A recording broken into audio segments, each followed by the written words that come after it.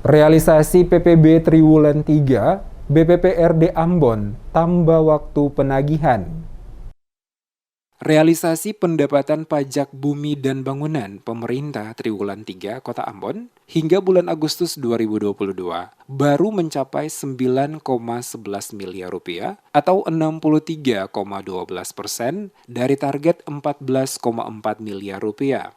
Kabid Pengelolaan Badan Pengelola Pajak dan Retribusi Kota Ambon, Jafar Marasabesi, yang dikonfirmasi DMS Media Group di ruang kerjanya mengakui sisa target 1,7 miliar rupiah atau minimal 75% dari target triwulan 3 bisa dipenuhi. Disebutkan untuk mencapai target dimaksud, BPPRD menerapkan sistem jemput bola, di mana petugas akan melakukan penagihan setiap weekend. Penagihan akan dilakukan setiap hari Sabtu dimulai pukul 10 sampai 13 waktu Indonesia Timur di luar pusat Kota Ambon. BPPRD katanya telah membuat jadwal khusus bagi petugas untuk melakukan penagihan selama 1 tahun.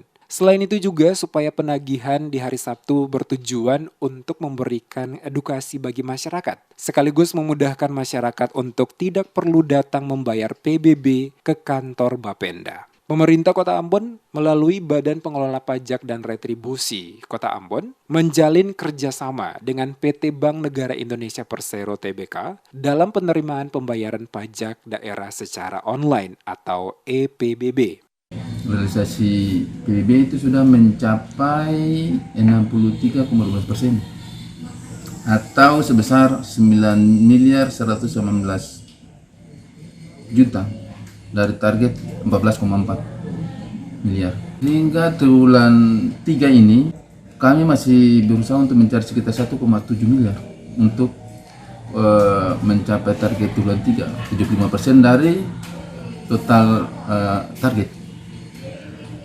1,7 ini kami sangat yakin bisa kami dapat karena ada beberapa objek pajak besar yang belum lunas.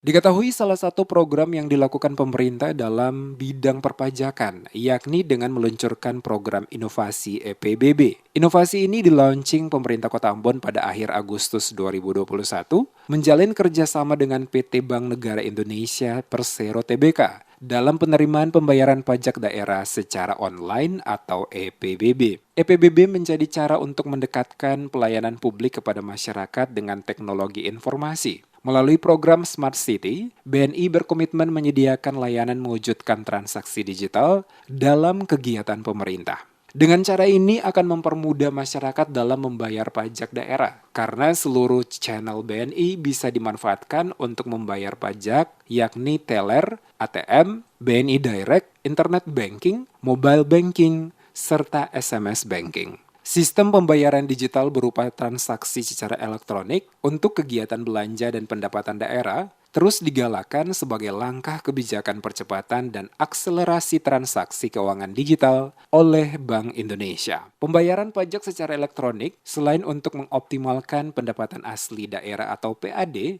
juga mendukung transparansi keuangan daerah.